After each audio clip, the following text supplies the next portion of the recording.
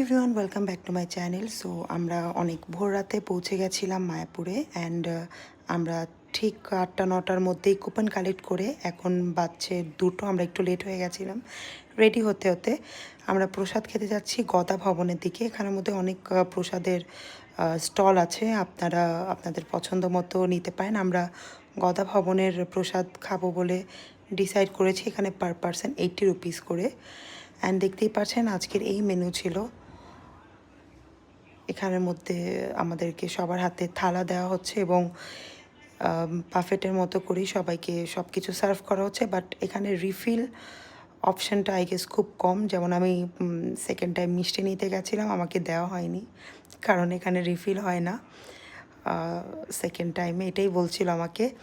সে যাই হোক, আপনারা মায়াপুরে আপনারা যখন এসছেন বা নেক্সটে কারা আসবেন তাদের এক্সপিরিয়েন্স আমাদেরকে কমেন্ট করতে একদমই ভুলবেন না। Thank you.